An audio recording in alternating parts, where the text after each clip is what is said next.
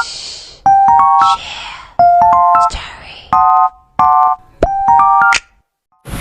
pleased to have the opportunity today to speak with you about COVID-19. The FDA role is responding to this public health emergency and the continuing challenges and the agency and the medical professional will face as continue involved. I'd like to begin by thanking Dr. Susan Bailey and the American Medical Association for hosting and moderating this event today, as well as Regan Udall Foundation for their continuing support of the FDA. And I'd like to thank all of the physicians and healthcare professionals on this call today for your hard work. Thoughtfulness and commitment during this challenge time among the heroes who have emerged from this crisis and the healthcare professionals who have risked their own health to serve their patients. The nation is indebted to you. So as we move forward, we know that the pandemic continues to evolve and the healthcare community must continue to deliver high-quality care to all patients.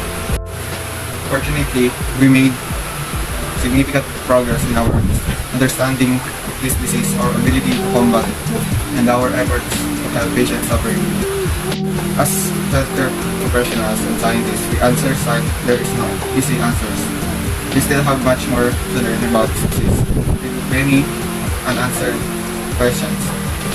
And we need to not only treat patients with the disease, but also prevent the spread of the disease, as we seek effective, therapeutic, and safe and effective vaccines.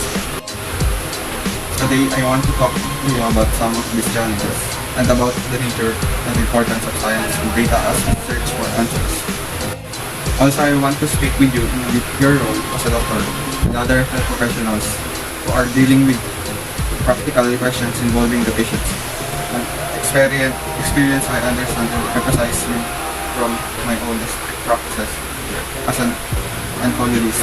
Most importantly, I want to assure you that the decision that FDA will have to make in coming months with regard to the new test of COVID-19, the therapeutic and new vaccines will be based on good science and sound data.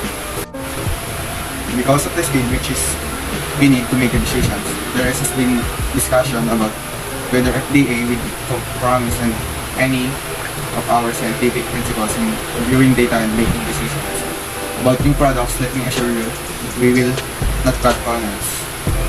All of our decisions will continue to base on good science and staying careful with deliberative processes which we have always used when reviewing medical products. It is important that you as medical practitioners not only understand this commitment, but also that you assure your patients. We have seen surveys reporting that significant percentage of the public will be reluctant to take a vaccine once available. We hope that you will urge your patients to make an approved vaccines so that we can seek to establish widespread immunity. We can emerge from this emergency only by working together. We know that the overwhelming quantities of COVID-19 information and data that seems continually to be expanding can place a significant burden on you as clinicians seeking to respond to patient questions and when appropriate, modify treatment recommendation.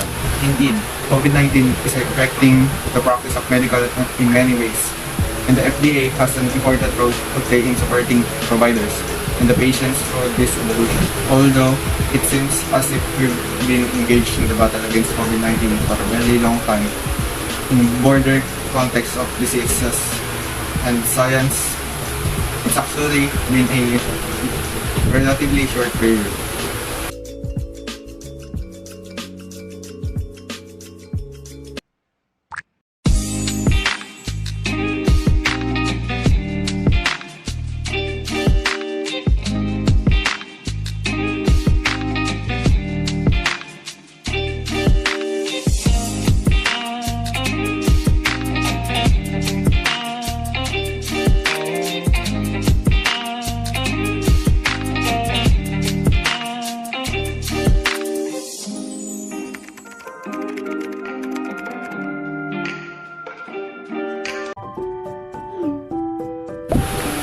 From the very beginning, this has been a perplexing and challenging medical mysteries, presenting far more questions what answer even from those have followed this public health crisis from its earliest day.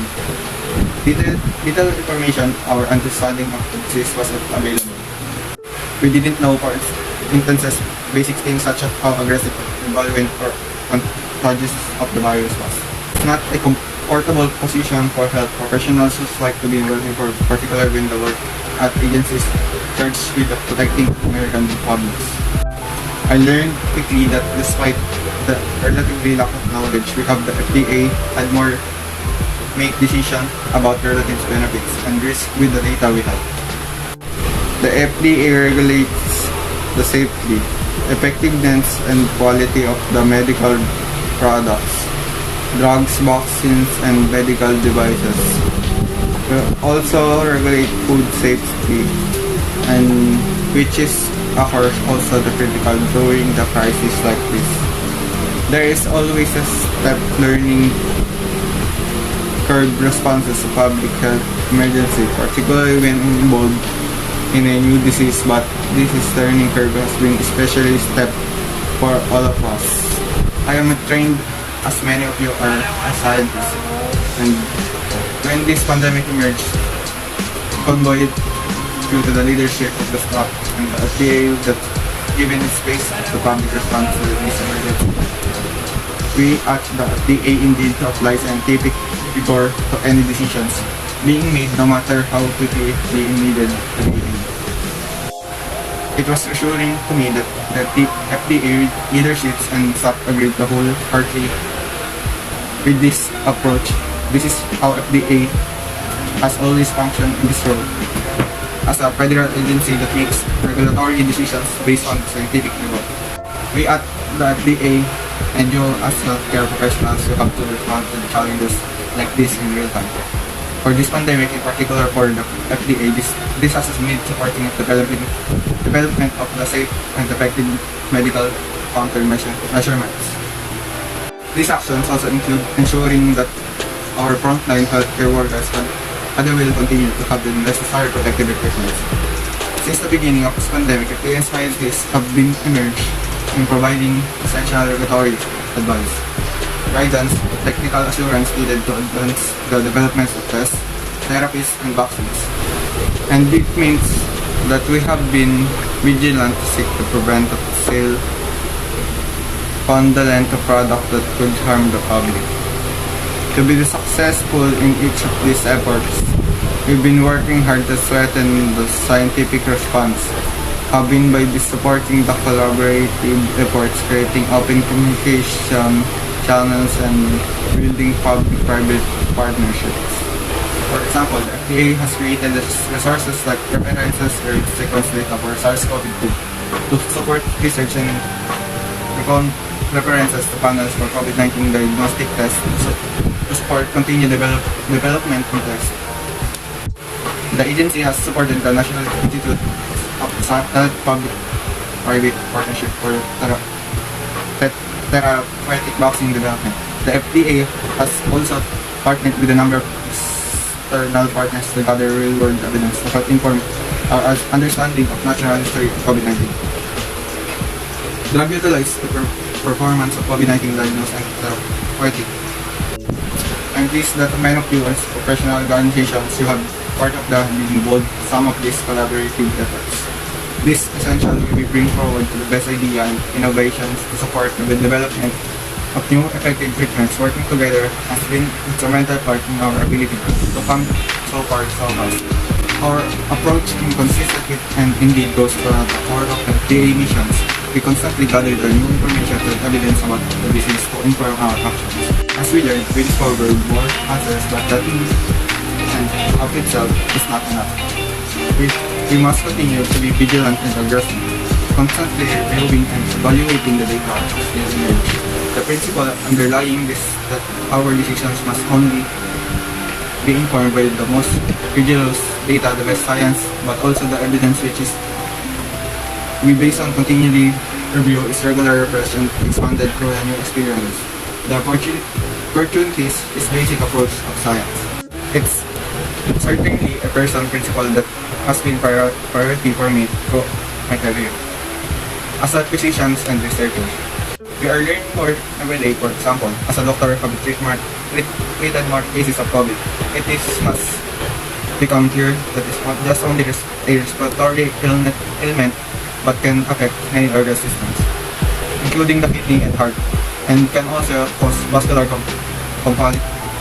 complications. Although initially many of us believed children were not significantly affected by the COVID-19 virus, subsequent reports from across the United States and Europe showed that some young COVID patients were found to have pediatric multisystem inflammatory syndrome or PMIS.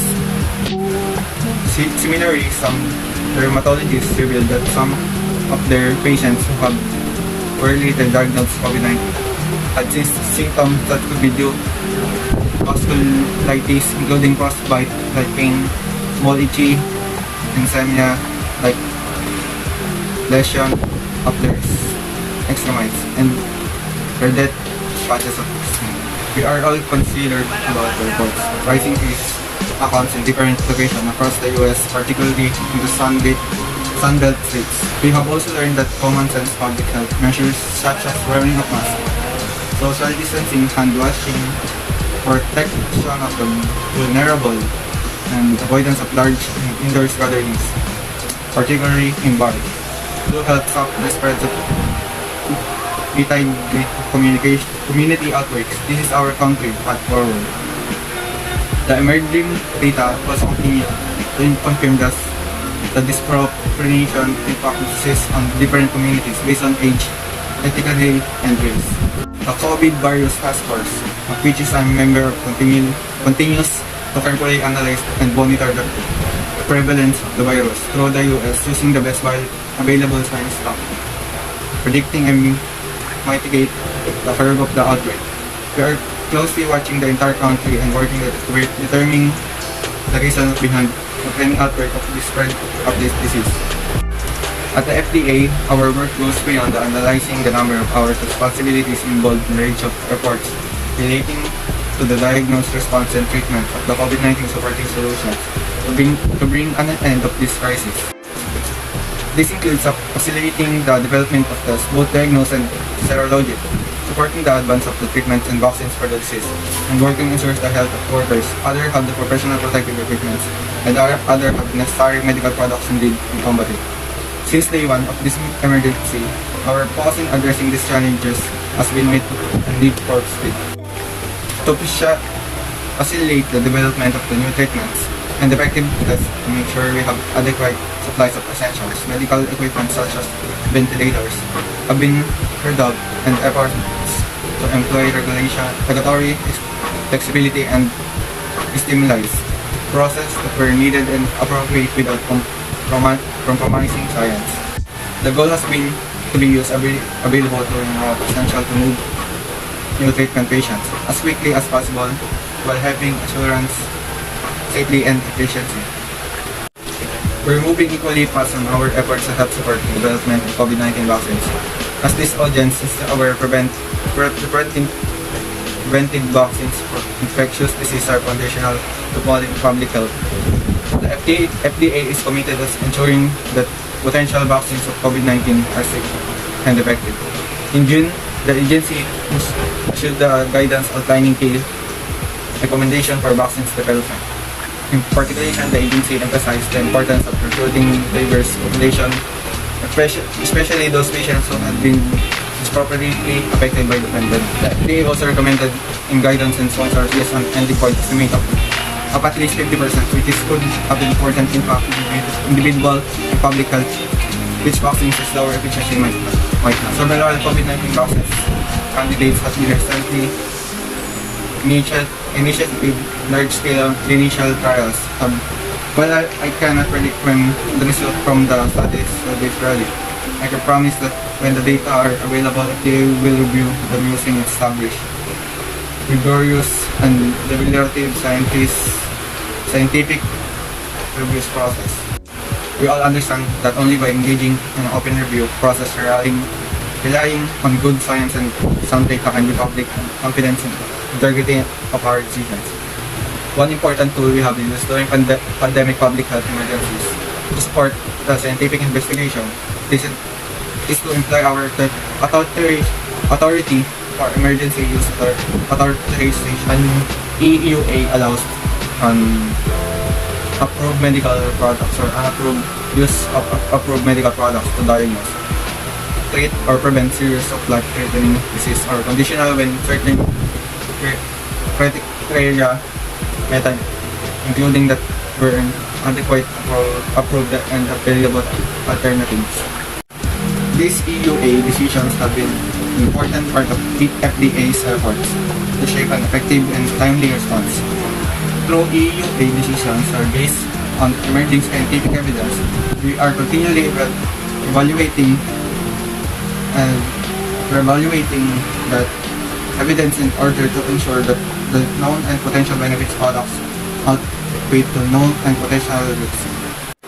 Since the earliest days of the pandemic, we issued the EUAs for tests, ventilations, and drug treatments.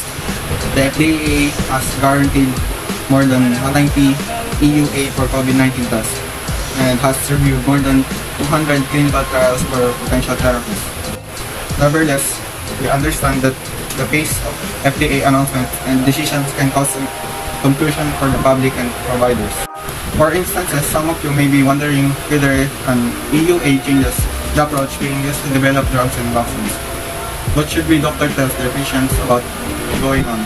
The drugs are under development, which are the safest or the most effective. This is a good opportunity to reiterate, and although EUAs may be made on emergency basis, they are guided by science and by continually review of the most present up-to-date evidence available.